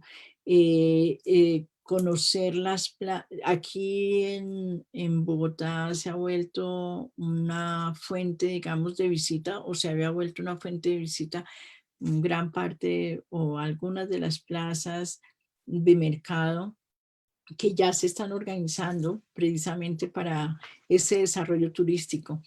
Pero por ejemplo, un turista europeo, por decir algo, se maravilla con toda esa variedad del color, el aroma y el sabor de nuestras frutas, porque realmente es algo que ellos no tienen y que solamente acá encontrarían, y hacen viajes presos estando en Bogotá a las plazas de mercado. Entonces acá, por ejemplo, son de los mercados que en este caso en España, son reconocidos por los turistas, o en la época de diciembre, por ejemplo, con el tema de los dulces típicos, que acá y en la costa son tan numerosos y tan ricos, ¿no? Hay en algunos casos plazas o mercados que también, digamos, mezclan la cocina con otros elementos, como la lectura, como la artesanía, como la pintura. Entonces, digamos que hay muchas propuestas. Creo que hasta ahí llego para que tengamos unos minutos para poder conversar. Ante todo, digamos, era lo que quería compartir con ustedes. Les agradezco mucho su atención, muy amables por todo.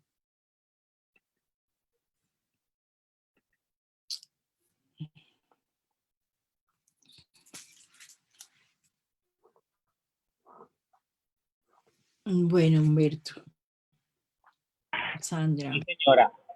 Profesora Marta, aquí seguimos emocionados con todo lo que nos has mostrado, ese contraste tan interesante entre la cultura gastronómica, todo ese daño que se le hace a los ecosistemas, ¿cierto? Todo ese desperdicio además que hay en en todo esto de la gastronomía, pero luego también mostrar esa parte bonita, esa cultura, esas experiencias que se van tejiendo alrededor de la gastronomía. Un contraste muy interesante que usted nos ha regalado esta noche. Quiero darle la palabra a Sandra Díaz Granados, nuestra host de esta noche, para que pasemos a las preguntas de los chicos, a ver si hay algunas inquietudes. Estaba mirando ahorita el chat. Voy a revisar nuevamente, profe, ya te comento si hay alguna inquietud para ti. Aquí. Claro que sí, Sandra. aquí estoy. Muchas gracias, profesora Marta, por su intervención. Bueno, tenemos comentarios aquí en Zoom muy buenos para nuestra doctora. Tenemos una pregunta: ¿por qué cree que el país no tiene conocimiento de la gastronomía del Caribe? Nos dice Mauricio Cubillos. Bueno, yo creo que sí se ha investigado. Se ha investigado la cocina del Caribe, pero no se ha difundido mucho. Un gran conocedor de la cocina del Caribe, ustedes lo recordarán más que yo, era el doctor Lácides Moreno, que hizo, por ejemplo, el diccionario de voces culinarias, muy reconocido. Él hizo numerosos artículos, mucha investigación. Él fue diplomático y estuvo en Japón mucho tiempo, se casó con japonesa, y como esa sensibilidad del mundo del Japón y una sensibilidad propia que tenía él sobre la cocina, porque él contaba como desde pequeño. Él murió ya bastante mayor hace pocos años, alrededor de 90 años, yo creo que tendría el doctor Lácides, y él contaba cómo cuando él tenía 8 años llegaba a la cocina, pues que en ese evento pues no era como que un chico estuviera en la cocina, no era lo usual. Y lo sacaban de la cocina y él era empalagado y volvía otra vez a donde las cocineras y a aprender de la cocina. Realmente no era una actividad muy usual para los hombres, y menos estamos hablando de hace 80 años. Entonces, pero él fue un gran curioso y un gran explorador de esos sabores y de esas preparaciones. Entonces yo creo que sí, hay varios investigadores de la cocina caribeña. Yo creo que además tenemos que pensar que la cocina caribeña, que el Caribe no lo podemos pensar como un solo horizonte cultural, sino con las múltiples manifestaciones e influencias culturales que tiene. Que son tan diversas y tan ricas. Pues una cosa es la cocina de La Guajira, y ustedes más que yo lo saben. Estoy pensando un poquito en voz alta, más desde el interior, pensando que nosotros también muchas veces hablamos del Caribe, hablamos de la costa atlántica, y pues como si fuera una unidad, y no vemos toda esa enorme cantidad de matices y riqueza que hay en el Caribe, con todas esas influencias, desde lo indígena, con la diferencia de las poblaciones indígenas en cada uno de los, diríamos casi que de los departamentos, bueno, de las regiones, más que hablar de departamentos, de las regiones que hay, de las subregiones del Caribe, pues vemos toda esa influencia de distintos, por ejemplo, comunidades indígenas, y luego la entrada de lo afro, la entrada de lo español, y en algunas regiones de lo sirio-libanés, que tiene un sello muy importante.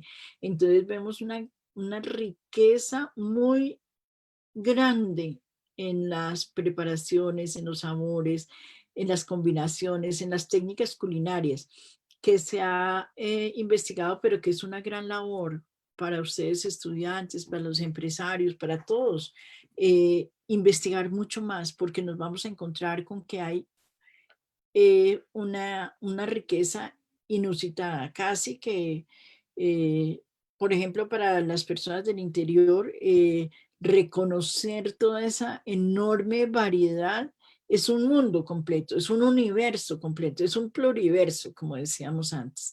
Es decir, son múltiples universos allí. Pero sí, indudablemente es una tarea muy importante. Por ejemplo, el Ministerio de Cultura hizo una serie de tomos con investigaciones sobre las cocinas tradicionales. El hecho de que se haya puesto en valor a partir de la política de cocina tradicional, todas estas tradiciones hacen que de alguna manera tengamos ya un horizonte mucho más claro a nivel de la investigación. Y es una tarea por hacer también, por profundizar. No es que no haya nada, pero sí hay algo que hay que profundizar, hay que seguir recabando, hay que seguir, estudiantes, hablen con sus abuelos, con sus abuelas, hablen con su familia, con aquellas tías abuelas que sabían cocinar. Ellas son las primeras fuentes de ese conocimiento, no están lejos, no están allá, quién sabe, no, están al lado, están en las casas. Allá está el saber.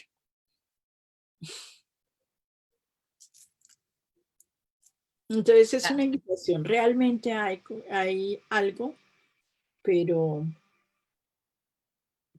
digamos que es una tarea que hay que continuar.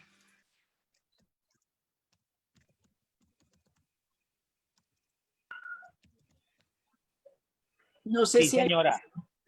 a responder. Sí, señora, debemos seguir con esa tarea. En el chat no hay otras inquietudes, hay muchísimos mensajes de felicitaciones, de agradecimientos por esta espectacular charla. Aquí nos dicen muchas gracias, espectacular conocer tantas cosas que se desconocían y que enriquecen nuestro intelecto y diario vivir. Triste ver además cómo se desperdician los alimentos con tanta hambre que se vive. ¿Dónde están nuestros dirigentes? Bueno, muy bien, también tenemos muchas gracias por compartir sus conocimientos, dio las pautas necesarias para trabajar en el departamento y en el país. Es unas muy buenas rutas. Muchos mensajes de agradecimiento, profesora Marta, a los que nosotros nos sumamos. Ay, muchas gracias a ustedes por la invitación. Es un placer. Y veo que alguien quiere compartir una experiencia. Luz Fernández.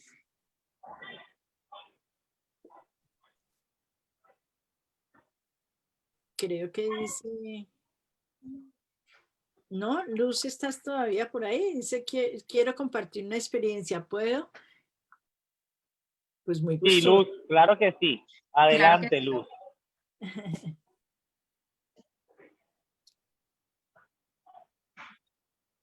Sí, señorita, por micrófono. Puedes activarlo y puedes intervenir.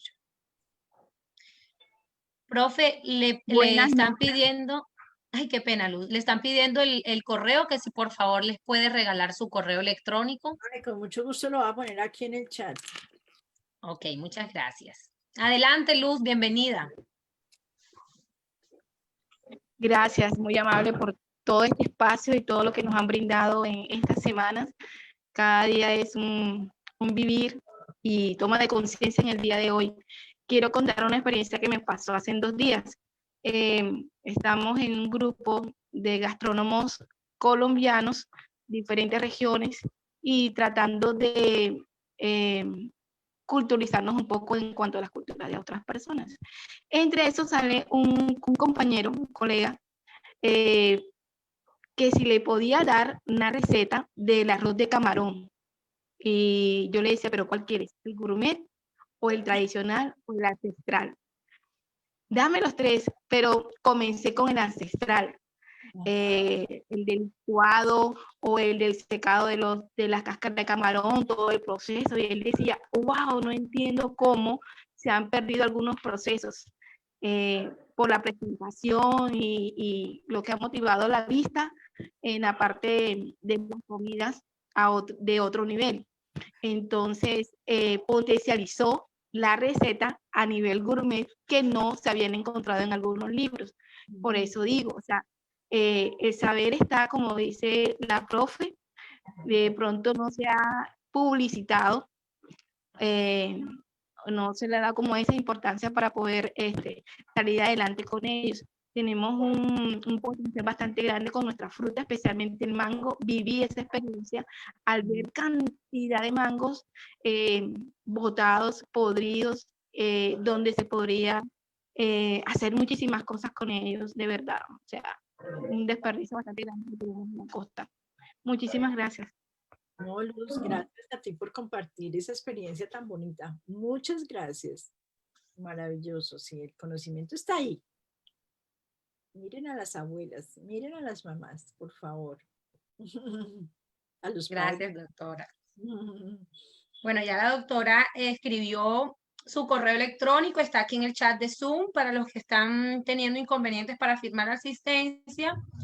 Bueno, todavía está disponible, puede seguir intentando o estará ahí mientras que terminemos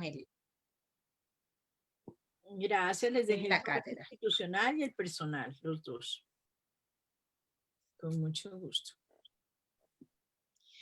Bueno, entonces, en vista de que no tenemos más preguntas, doctora Marta Lucía, podemos continuar con el espacio del histograma de la felicidad, que es un espacio para socializar la asistencia, es un espacio final de retroalimentación y evaluación final de la cátedra.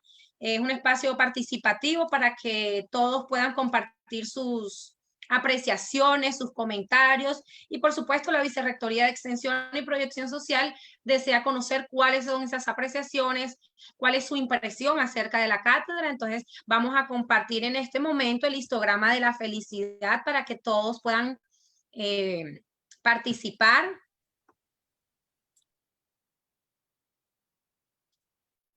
¿Listo? ¿Están viéndolo? Es muy interactivo. Tenemos Ahora la podemos ver. 5 apreciaciones.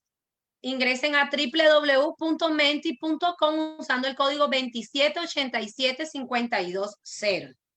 Doctora Marta, este es el histograma de la felicidad. Aquí tenemos las 5 apreciaciones: muy feliz, feliz, confundido, triste y enojado. Bueno, ya tenemos las 6 primeras apreciaciones: muy feliz, están felices. Esto nos ayuda muchísimo a mejorar cada día. Desde la Vicerrectoría de Extensión siempre estamos muy preocupados de que estas cátedras siempre estén para el servicio de todos, que queden contentos, que aprendan, que compartan sus experiencias. Les agradezco mucho que estén compartiendo sus apreciaciones. Hasta el momento están muy felices.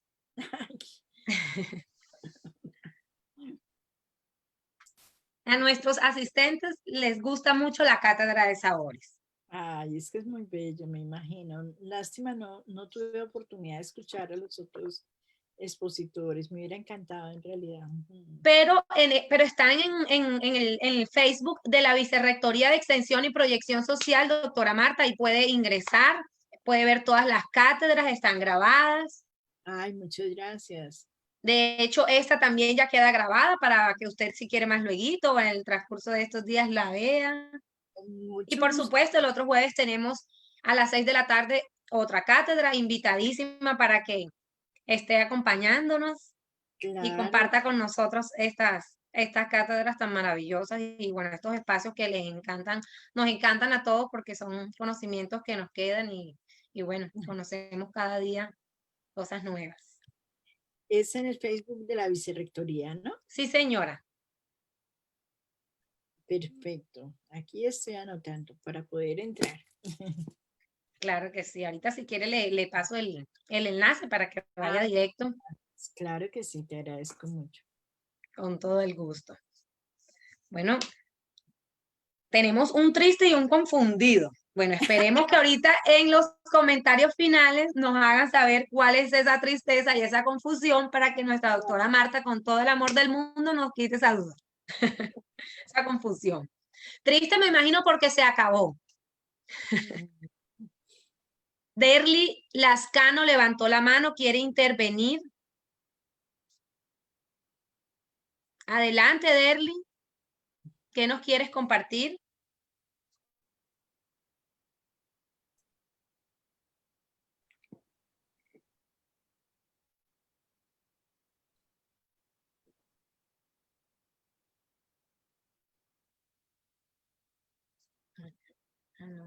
Mauricio Cubillos también dice, yo quiero intervenir.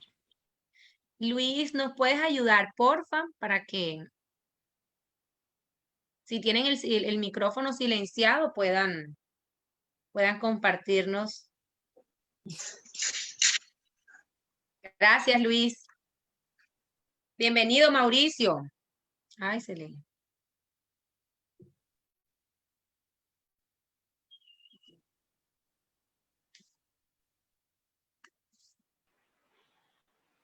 Bueno, seguimos con las apreciaciones. Mauricio no sé, no.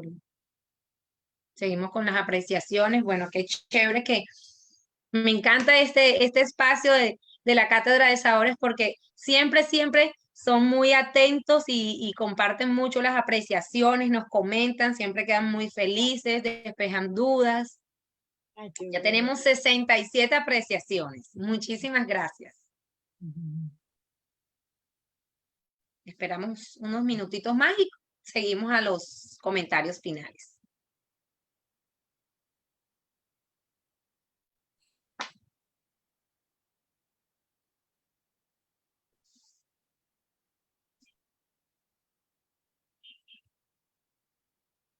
¿Listo? Bueno, entonces vamos a continuar con los comentarios finales. Ayúdanos a mejorar. Este es un espacio donde todos nuestros asistentes nos comparten sus comentarios y por supuesto nos ayudan a mejorar cada día. Entonces los invito para que comenten. Disculpa, Sandra. Dime, Luis. Mauricio ya tiene activado el micrófono. Dijo que quería intervenir. Bienvenido, Mauricio. Bienvenido, Mauricio. Gracias, Luis.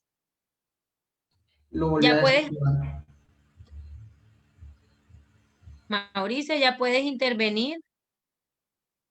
Bueno, ya tenemos los primeros comentarios, mientras que Mauricio o Derlis, el que quiera intervenir, lo haga. Buenas noches. Buenas noches, Mauricio, bienvenido. Buenas noches. Muchísimas gracias por la cátedra, doctora. Quedo Mucho gusto. muy satisfecho con la intervención de hoy. Me preocupa a veces un poco el poco conocimiento que hay dentro del país, en el interior del país, porque la investigación se ha volteado sobre el Chocó y el sur del país. Hablemos de todo el sur y el Pacífico, pero hacia la parte del Caribe colombiano no hay mucha investigación aparte de la que lleva haciendo Jaime, Sebastián, Alex Questeb y bueno, algunos cocineros más que han dedicado buen tiempo y el maestro Lácides, que sin duda es una persona de las que más conocen de la cocina colombiana. Fue una de las personas que más conoció la cocina colombiana. ¿Qué piensa que le hace falta a esta parte del Caribe para que se haga más visible, que tenga ese impulso que ha tenido el sur del país o el Pacífico en esa exploración gastronómica que no tiene el Caribe colombiano? A ver, yo siento que cuando veo experiencias como Celele y cuando veo, bueno, otras experiencias, pero particularmente se me viene a la mente esta, que es tan reciente, creo que es un camino muy interesante. Miren lo que ellos hicieron. Ellos básicamente tenían la idea de estos dos chefs de explorar la cocina del Caribe y empezaron a investigar. Ellos se financiaron, yo no sé si ustedes recuerdan lo que son las cenas clandestinas. Ellos hacían lo que se llaman cenas clandestinas, que son básicamente cenas no en restaurantes formales, sino en lugares, apartamentos, casas de familia, donde a través de las redes se informa que tal día va a haber una cena. De esa manera empezaron a financiarse ellos como chef para poder empezar a tener dinero para viajar a distintos lugares del Caribe y empezar a conocer las cocinas. Y poco a poco incorporar esas cocinas en el recetario y en sus menús. Pero creo que este es un camino, pero creo que hay otro camino que es muy importante y es el de que nosotros hagamos ese reconocimiento de las cocineras y cocineros tradicionales y que más bien el turismo y más bien todo se vuelque hacia ellos también. Digamos que son dos caminos. Uno de los empresarios que construyen, digamos, empresa a partir de los reconocimientos de estos saberes y lo ponen en valor y hacen una apuesta gastronómica. Pero por otro lado, digamos, está toda esa propuesta que es de poner en valor desde la planificación participativa del turismo, desde adentro, cómo podemos, por ejemplo, desarrollar propuestas de rutas gastronómicas, de turismo comunitario, donde sean los mismos sabedores que a partir del fortalecimiento de sus propias capacidades pueden mostrarle al mundo lo que ellos saben. Entonces, creo que hay mucho que hacer en ese sentido y es en esos dos caminos, creería yo. Pero todo, fíjense que yo creo que en todos ellos hay un papel importante de la academia y es en ser un vehículo o una importante dentro de esa relación, sabedores y de pronto turistas, como ser ese puente importante para que, si estamos hablando de turismo, el turismo llegue directamente donde esos sabedores y cocineros tradicionales que se han encontrado pues a partir de la investigación, del reconocimiento de esos saberes. En ese caso, digamos, ese sería el papel de la academia, el reconocimiento de esos saberes y que darle las herramientas para generar, digamos, esas capacidades y ese valor, hacer ese reconocimiento de ese valor cultural que ellos tienen. A veces la gente hace cosas maravillosas y no se da cuenta, pues digamos que solo hasta que viene la mirada del extraño le dice, qué maravilla, que era lo que estábamos hablando, lo que usted hace, como que no hay ese reconocimiento de lo maravilloso y lo único y lo auténtico y lo particular que se hace, de la manera en que se hace. Entonces, tal vez desde la academia ese podría ser el papel de ser ese puente para poder valorar o valorizar turísticamente y darle, digamos, las herramientas para que estos empresarios, para que estos sabedores sean también de alguna manera empresarios. Y por otro lado, para aquellos que quieren hacer empresa, poder poner valor también a partir de la investigación de esos saberes. Es que tenemos multitud, ustedes tienen multitud de recetas, multitud de productos de la tierra, de técnicas que se pueden poner en valor y que infortunadamente, por ejemplo, Lácides en algún momento decía, es que en Cartagena casi no hay cocina cartagenera, decía él. Casi que la cocina cartagenera no se encuentra en los restaurantes de Cartagena. Entonces, ese es el problema, creería yo, que además queremos como estandarizar, ¿no? Estandarizar procesos, estandarizar muchas cosas, cuando tal vez la mirada ahora es mucho más hacia lo particular, hacia lo auténtico, hacia aquello que tiene ese valor de lo único. Entonces, que muchas veces no se puede sistematizar de esa manera, ¿no? Entonces, digamos que ese sería un papel nuestro como academia y es identificar todos esos elementos importantes. Además, pensemos que nuestros sabedores de las cocinas también son mayores y que también desaparecen y que se llevan todo este legado que en su momento no hemos sabido escuchar o hemos disfrutado, pero no supimos nunca cómo se hace. Entonces, es como volver otra vez esa mirada a la sensibilidad de lo que somos, a reconocer que en esa cuchara, como nos decía García Márquez, estoy reconociendo de pronto la infancia, los sabores, la memoria, las relaciones y demás, y que eso es importante. Y si queremos poner en valor la cocina del Caribe, yo creo que habrá muchos caminos, pero los que se me ocurren inicialmente serían esos dos.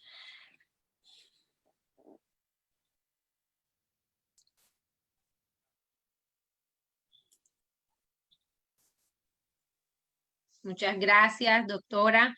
Bueno, le voy a a leer los comentarios hermosos que tenemos en el día de hoy de nuestros asistentes. Excelente, muy buena la intervención. Tenemos que ser más conscientes de luchar por el cambio climático. Esto es un trabajo de todos. Muchísimas gracias por este rico conocimiento y tan bella y amena compañía. Espero que podamos tener tu compañía en una próxima ocasión para seguir compartiendo saberes. Excelente presentación. Muchas gracias por su aporte. Muchas gracias por la charla. Qué buena información, profe. Muchas gracias por compartir sus conocimientos y experiencias. Espacios de aprendizaje continuo. Muy buena charla. Faltó que respondieran más las preguntas. Las otras preguntas. Muy interesante. La profe estuvo bomba. Muy bien todo lo que dijo de una forma muy clara. Mi clase favorita. Muchas gracias a usted. Qué buena información, profe. Gracias por compartir sus conocimientos y experiencias. Excelente actividad. Muy buena preparación de todos los exponentes. La expositora dominó muy bien el tema. Gracias por brindarnos tan maravillosa información.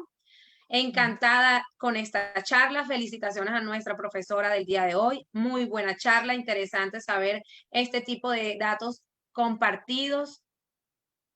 Excelente presentación de la docente. Gracias por todo el empeño que le ponen al darnos las clases, que aumentan nuestros conocimientos y hoy más que todo en la toma de conciencia. Muchas gracias por compartir sus conocimientos. Es muy interesante conocer sobre estos temas e informarse sobre esto. Muy contenta con la intervención de hoy. Bueno, todos son comentarios positivos, de agradecimientos. Excelente intervención, excelente información, agradecimientos por la charla recibida. Aquí los tiene todos, profe Marta. Gracias, me encantó la charla, me parece que es muy bueno que nos enseñen todos estos conocimientos y la presentación estuvo muy buena. Tristemente despreciamos muchos alimentos, habiendo tantas personas pasando y muriéndose por hambre. Muchas gracias. Fue una noche de mucho aprendizaje porque hay que aprender todo lo que usted nos trajo hoy para darnos a conocer, para ser un cocinero integral. No es preparar recetas ni saber la historia sin saber la historia y la problemática de cada producto. Así es. Me pareció muy buena la charla. Gracias por estos espacios donde podemos aprender. Excelente, muy útil la información compartida. Cada oportunidad es más interesante. Nos presenta la gastronomía desde el punto real y objetivo. Me encanta la calidad que han presentado todos los expositores. Excelente manejo del tema. Qué bueno saber y qué agradecidos por todos los comentarios, todas sus apreciaciones. Esto para nosotros es muy importante. Bueno, doctora Marta Lucía, muchísimas gracias. Esta noche fue maravillosa, aprendimos muchísimo. Muchas gracias a ustedes por la invitación y por tan generosos comentarios. La verdad que maravilloso compartir con ustedes. Espero que tengamos otra ocasión también para seguir compartiendo. Muchas gracias por la invitación. Claro que sí, Un abrazo muy estrecho para todos. Con gusto, doctora Marta. Bueno, en nombre de la Vicerrectoría de Extensión y Proyección Social de la Universidad del Magdalena, la Facultad de Ciencias Empresariales y Económicas,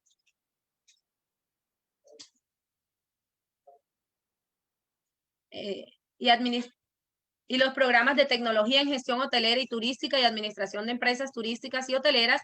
Agradecemos a nuestra invitada especial y a las personas que se conectaron en esta noche por haber asistido a la sesión de la Cátedra de Sabores, descubriendo e innovando en nuestra gastronomía ancestral, sesión denominada Cultura Gastronómica, solo un destino turístico. Invitamos a nuestros graduados y a la comunidad en general a estar atentos a todas nuestras actividades organizadas o apoyadas desde la Vicerrectoría de Extensión y Proyección Social. Síganos en nuestras redes sociales, en Facebook, Twitter, en Instagram como Bex Unimagdalena y en nuestro canal de YouTube como Redes Bex. A todos gracias y que tengan un feliz resto de noche. Gracias por estar aquí. Que estén muy bien.